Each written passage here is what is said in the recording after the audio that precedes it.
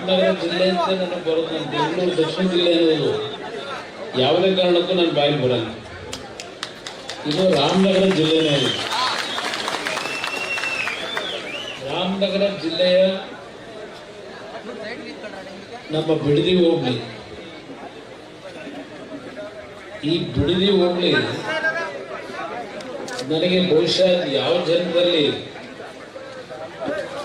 ಈ ಒಂದು ನೆಲದಲ್ಲಿ ಹುಟ್ಟಿದ್ನೋ ಗೊತ್ತಿಲ್ಲ. ನಾನು ಯಾವ ಜನ್ಮದಲ್ಲಿ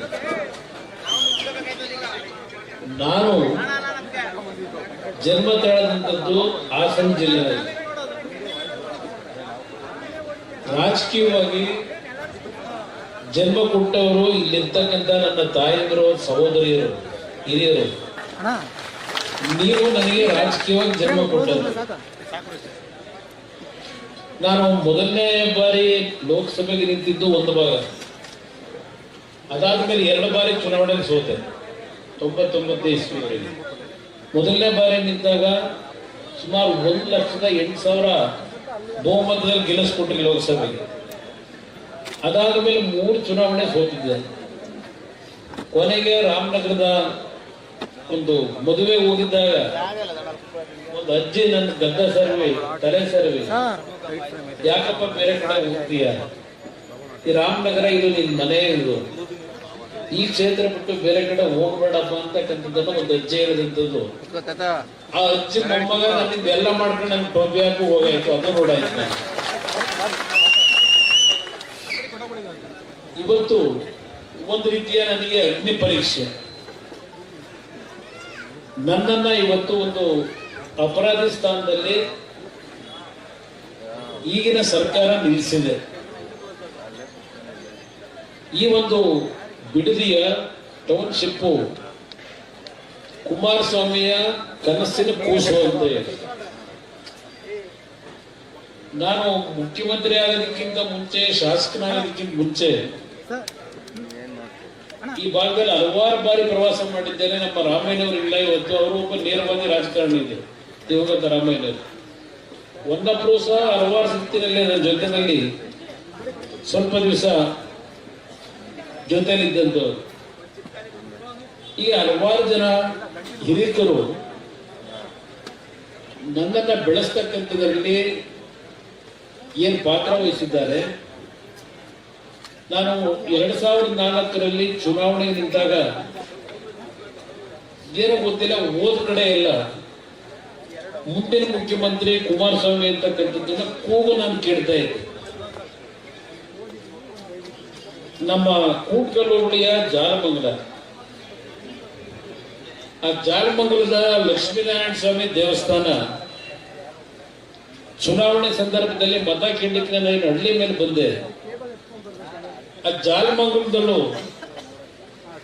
ಜನ ಕೂಗಿದ್ರು.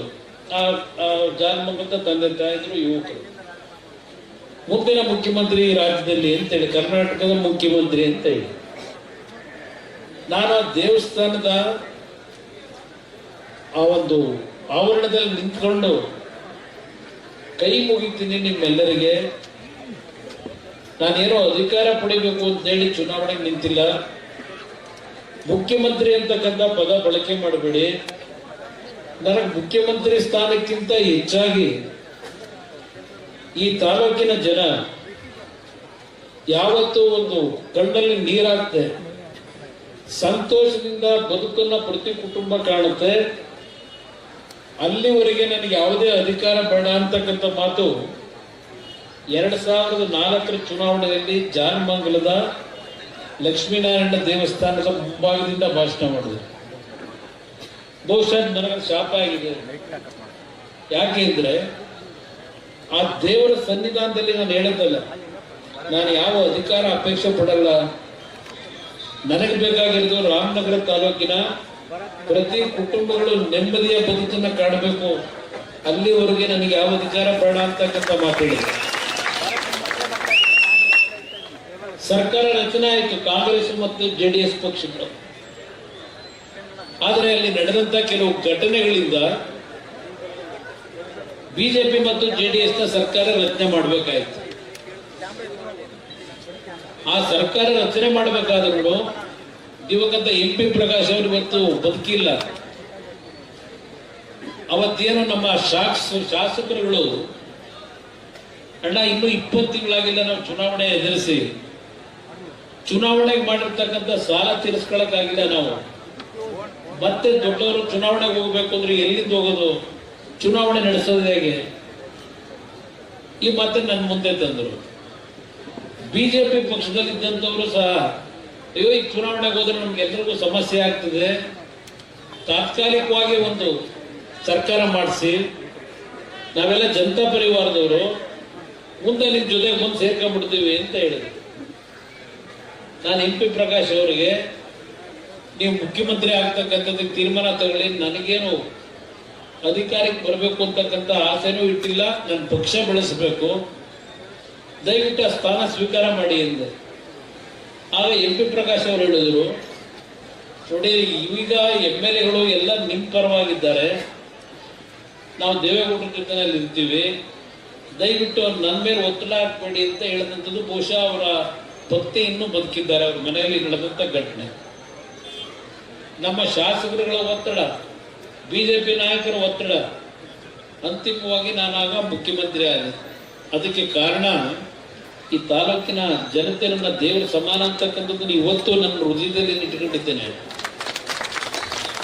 ಯಾಕೆ ನಾನು ಸಂಪೂರ್ಣವಾಗಿ 5 ಅವಧಿಯ ಸರ್ಕಾರಗಳನ್ನು ನಡೆಸಲಿಕ್ಕೆ ಆಗಲಿಲ್ಲ. ಆ ಲಕ್ಷ್ಮೀನಾರಾಯಣ ಸ್ವಾಮಿ ದೇವಸ್ಥಾನ ಮುಂದೆ ಹೇಳಿದ್ದಲ್ಲ, ಆ ದೇವರು ನನಗೆ ಸಂಪೂರ್ಣವಾದಂತ ಆಶೀರ್ವಾದ ಕೊಟ್ಟಿರಲಿಲ್ಲ. ಬಹುಶಃ ನಮ್ಮ ಸುಭಾಷಾಸ್ತ್ರಿ ಅವರು, ನಮ್ಮ ಅಡ್ವೊಕೇಟ್ ಸಾಹೇಬರು ಪಾಪ ಪಕ್ಷದ ನಿಷ್ಠಾವಂತ ಕಾರ್ಯಕರ್ತರು, ಅಲ್ಲಿ ಅವತ್ತು ಅವರು ಸಹ ನನ್ನ ಜೊತೆಲಿ ಇದ್ದಂಥದ್ದನ್ನು ಸ್ಮರಿಸ್ಕೊತೀನಿ. ಬಹಳ ಜನ ಇದ್ರೆ ಅವತ್ತು ಜಾಗಮಂಗಲದಲ್ಲಿ ಇದ್ದಂಥವ್ರು. ಯಾಕಿದನ್ನು ಹೇಳ್ತಾ ಇದ್ದೇನೆ ಅಂದ್ರೆ, ನಾನು ಮುಖ್ಯಮಂತ್ರಿ ಆದಮೇಲೆ ಬೆಂಗಳೂರು ನಗರದ ಸಮಸ್ಯೆಗಳೇನಿತ್ತು, ನನಗೆ ಅಧಿಕಾರಿಗಳು ಯಾವ ರೀತಿ ಅಧಿಕಾರ ನಡೆಸಬೇಕು ಅಂತ ಹೇಳ್ಕೊಟ್ಟವರಲ್ಲ. ನಾನು ಕಲ್ತಿದ್ದು ಅಧಿಕಾರ ಇದ್ದರೆ ಮೊದಲನೇ ಬಾರಿ MLA ಮೊದಲನೇ ಬಾರಿ ಮುಖ್ಯಮಂತ್ರಿ ಆಗಿದ್ದೀನಿ, ಆಡಳಿತ ನಡೆಸಬೇಕಲ್ಲ.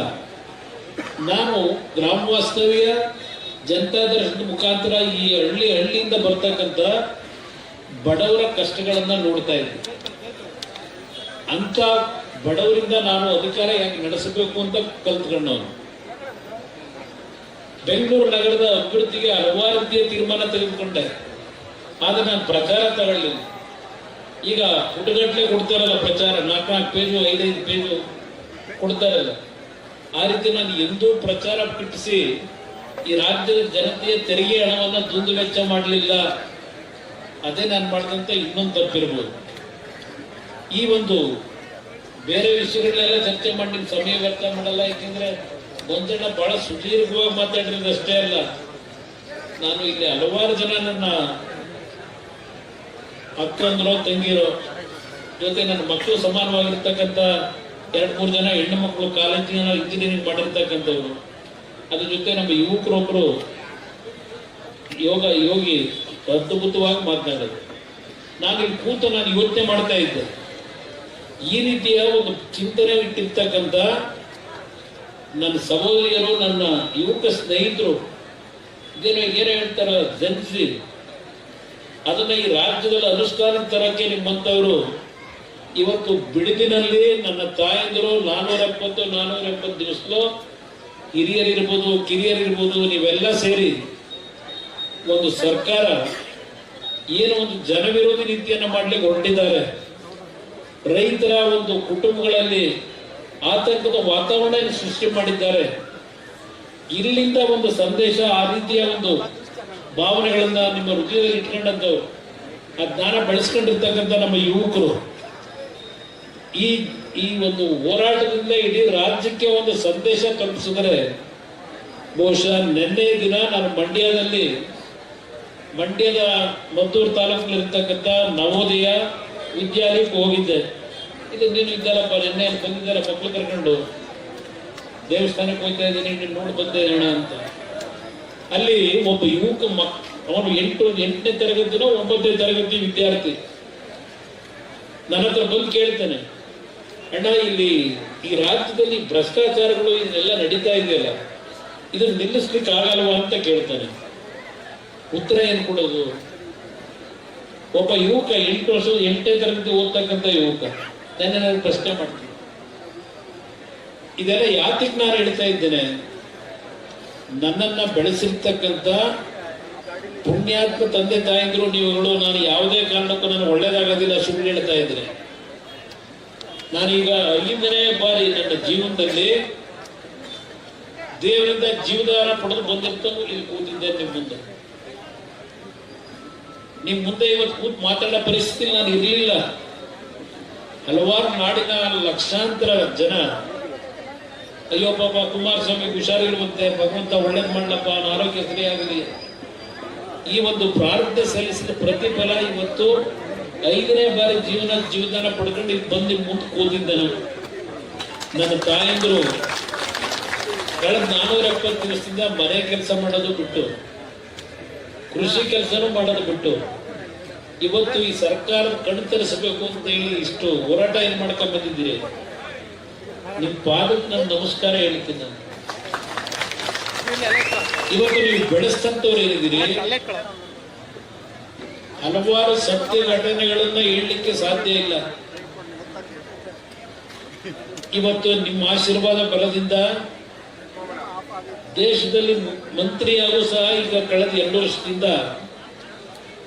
ಇವತ್ತು ಅಧಿಕಾರದಲ್ಲಿ ಇದ್ದೇನೆ. ನರೇಂದ್ರ ಮೋದಿ ಅವರ ಸರ್ಕಾರದಲ್ಲಿ ಇವತ್ತು 2 ಇಲಾಖೆಯನ್ನ ನಿರ್ವಹಣೆ ಮಾಡ್ತಾ ಇದ್ದೇನೆ.